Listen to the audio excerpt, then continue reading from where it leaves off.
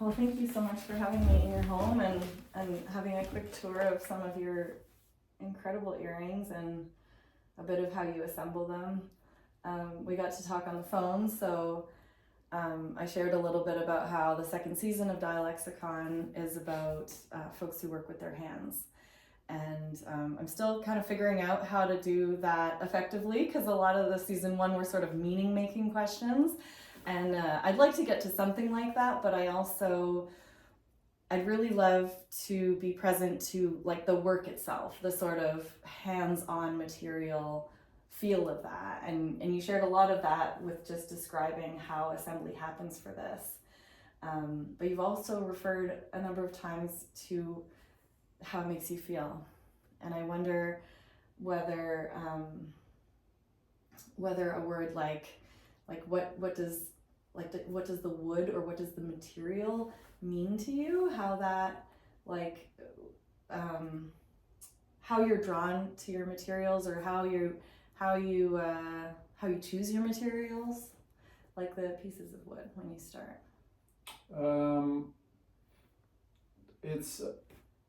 I like this feel that I get when they're together. So I work with a lot of African blackwood and ebony. Not ebony, holly. And just the contrast between the black and the white, and just the tightness of the grain in the two woods.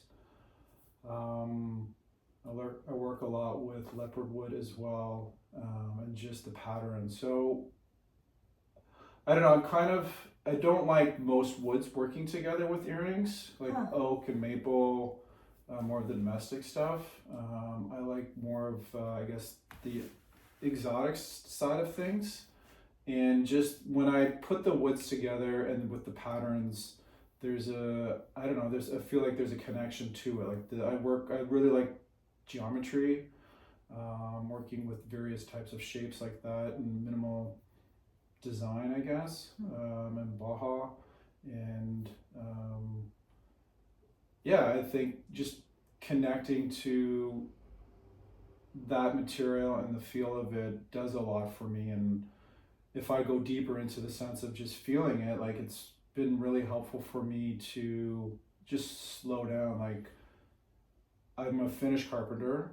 That's my skill set. I used to work in film and TV, and I'd get these fun builds to do. And now I teach high school wood shop and do a lot of furniture with my students. And I made a pair of earrings for my girlfriend a couple years ago, and I had a lot of fun with it, and they were very simple and basic. And to where I am now to then, which was like a year and a half ago, it's really. So it's pretty fresh. I didn't realize earrings are actually like a very new part of your work. Yeah, and it's just a side thing. It's something that I do at night, in the evenings, once in a while, maybe one night a week, 2 nights a week. Maybe I won't at all. But my girlfriend encouraged me to explore making them, and so I didn't do it right away, wait a little bit, and I actually dove into it. But it's really helped me to just slow down. And when I look at a process and I go, oh, I want to get there, but my natural tendency is just to rush through things. Like, I know what the end product kind of want, but to get there, I'm like, it's really teaching me to just slow down. And then that's actually branched out into just other areas of life, I guess. And it's therapeutic for me, I have to say. It's something that I feel connected to, and I learn a lot, and the more that I slow down, I find that the creativity expands more too. So when you say slow down, like, I know what you mean, but I wonder if you would be willing to try and really like describe that. Like, I know for me, I did an interview with a tool and die maker this morning, and she was saying that the feeling, there were particular feelings that it gave her that sort of showed her that this was the fulfilling work she wanted to do at that time. and it challenged me to sort of think of like, you know, when I'm in the zone, when I'm in the, you know, when there's a sense of flow, like what is that really? Like if things slow down, what does that mean? Is it a pattern of thought or something you feel in your body, or a particular sensation that becomes more vivid? How would you describe, like, to really be in the slowing down? What is the slowing down? Well, it's I feel like it, as I slow down, I see that there's more options of choice. And with earrings, there's various steps. Like for this, I have various steps that I do with glue ups. Can I? Yeah, please.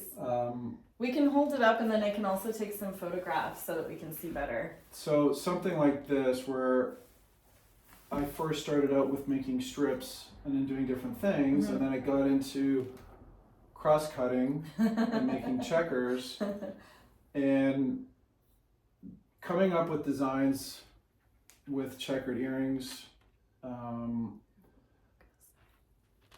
don't know. Yeah, I'll Okay. make sure that it's visible, but we can get a little teaser. There So, we go. and then like I've got a whole slew of different designs that I work with. It's the slowing downs really helped me to just see the process of things, and so I can go, I want to get to this stage, and then I have to think about, well, how am I going to get there? And I really want to skip through it, but I slow myself to go through it, and it's uncomfortable. It makes me feel like I don't, like I want to fight it again. I guess I kind of want to resist it. And I don't know, like I'm really interested in philosophical things, and it's through this process. We chatted earlier about things being connected and how. Yeah. So this has actually helped me to branch out into like relationships with my kids, where my kids would trigger me, and the ability to slow myself instead of doing this habitual reaction that I normally would do is now it's like, okay, I'm going to slow down, and I can see that I have options, and I have options of how I can communicate, and through those options I'm creating a different experience for both my kids and for myself. And the same with this, I can slow down and I'm creating a different experience with the ability to feel and see. And it's I don't know, it's really, I'm really encouraged, and I find it healing, and I find that it's changed my relationships with my kids, my partner, my students at school, and I don't know, it's all connected. I try to cultivate the ability to grow in that, I guess, that slowing down, that awareness, to be able to connect to it, I guess, in each moment as much as I can. That's really beautiful. I really can see how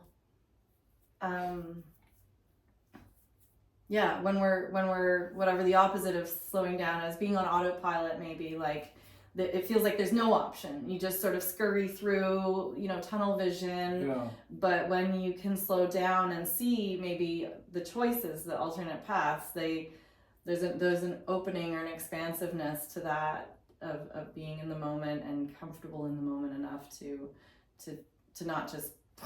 Yeah, I think like this is a practice. Like people talk about various practices, and this is a practice that I have, and I have other ones as well. And it's feel very fortunate to be able to do this craft and grow in it. And I find like I don't know, like the more that I go into it, the more I'm going to grow in it. And I'm encouraged by it, and I feel like, I don't know, like I never considered myself an artist, and people were like, oh, you're an artist, and it still doesn't sit with me to think that I am an artist, but I guess I am. So the second question, if you accept it, you're always welcome to decline or say, you know, give me a different question. But the word in the sort of Dialexicon tradition that landed for me in what you were saying was about choices, and I wonder if you can be present with, like, what are choices to you? You can go big, you can go specific, however that lands is fine. I read a quote recently and it said behavior determines destiny, and it really leaped off the page. And I've read this book before, and those words I never noticed them before. And that started to think about other words that would describe behavior determines destiny. One of them was choice.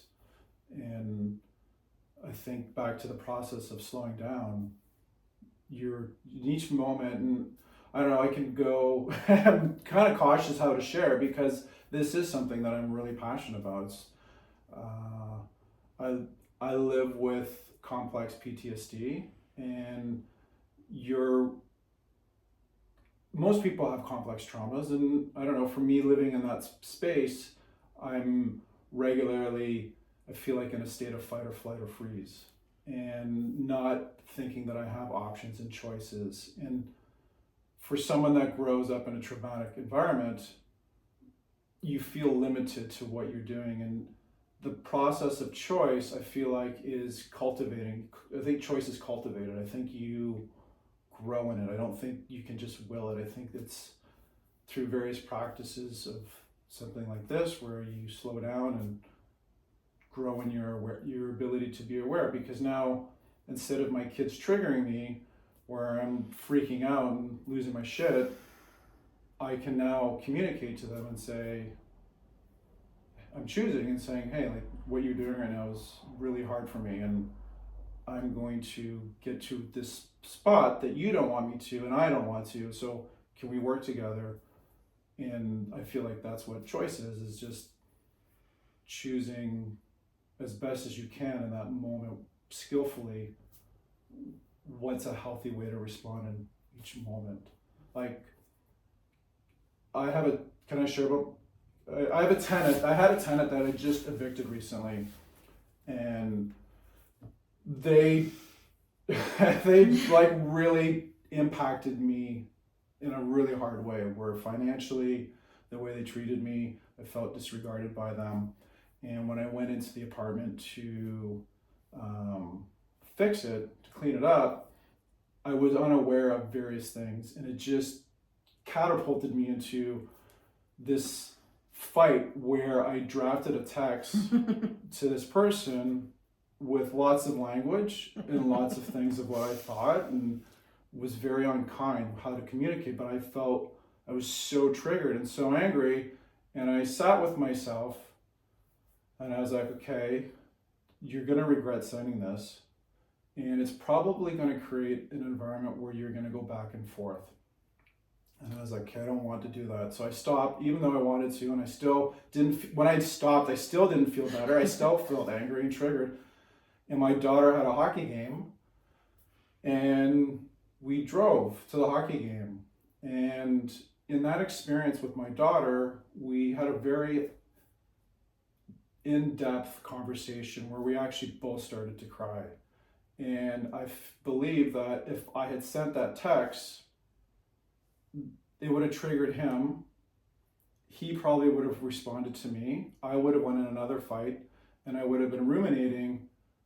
And I had a choice at that moment to choose, do I text this person? And I chose not to. And what it really had an impact on me in the sense that it showed that I can make a choice, and it does create a different experience.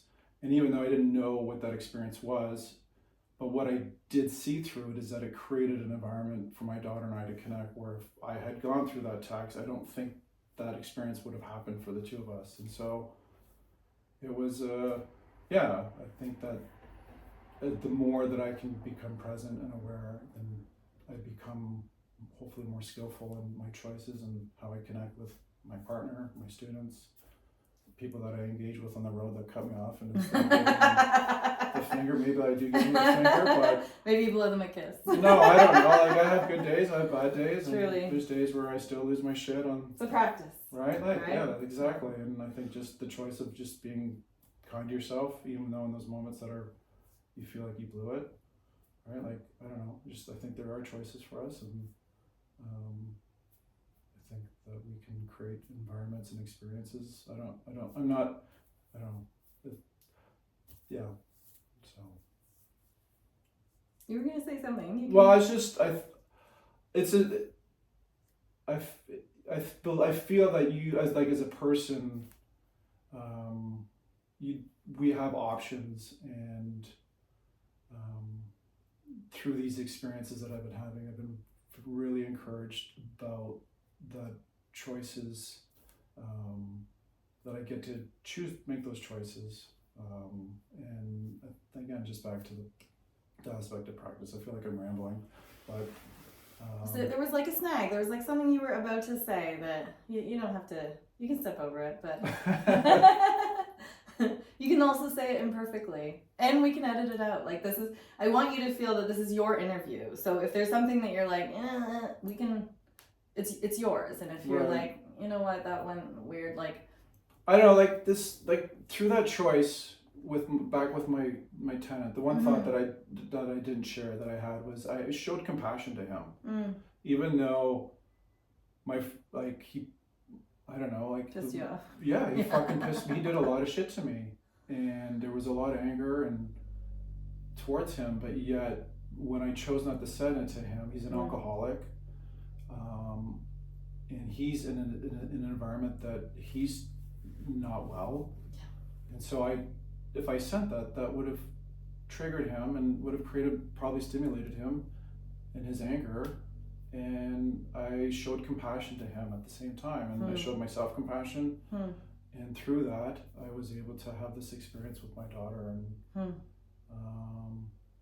yeah, it was a beautiful thing. It was really encouraging. So I really have the sense of how choice is such an expansion of space there, like, because your compassion reached over to him, and instead of just being concerned with the impact for you, it had a sort of like almost like a reciprocal growth, by thinking of him, you actually honored yourself more, and then had these benefits come to you through that space of not just going down the road. Yeah, well, it's like I have experiences with my students where I'll have good days with my students and bad days with my students, and I can be short, I can be rude with my students, and it's in those moments, it's like, okay, how do I cultivate an environment for my students where they are nurtured, where my students are nurtured, and again, that comes through me being intentional with myself. Like, so if I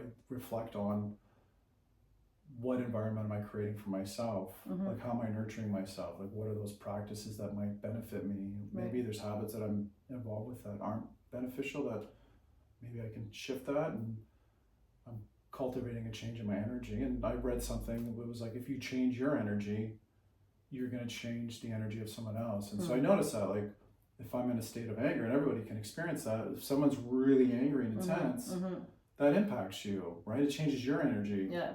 Right? But versus you come into contact with somebody that's softer and gentler and loving, that impacts you. And so it's like, okay, well, how do I create these experiences? Maybe I didn't have them when I was younger. Maybe I didn't go through them. And so it's a lot of undoing and just going through those things that maybe are really hard and really challenging. And I think emotions, if we go on that train, can lead us astray with a lot of things. And it's like, okay, well, how do I honor that experience that I'm having right now that's emotionally charged, and communicate to that person how I feel at the moment, and create an environment where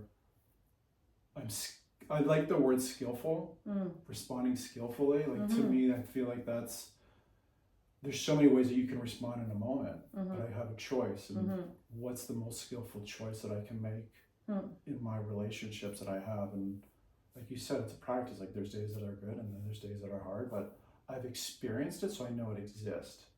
And so how do I cultivate that, where these old triggering patterns of fight, flight, and freeze that I'm used to, I'm now creating new experiences because I'm making different choices in my life. And these parts of me that I feel I identified with, or those experiences shape me, doesn't say that's who I am. And so now I'm creating new experiences to shape new like formative and formation, you know, you're still in formation, which is similar to this. You're creating, right? You're cultivating this process is creating new experiences and shapes, and that's kind of like us, right? Like, depending It's on my true. experience. Even our atoms don't stay hours for very long. Yeah, like, We're constantly trading. like if I grew up in India or the Middle East or in the UK or in the States, like depending on where I grew up, like a home that was very nurturing versus not, like it's going to shape me.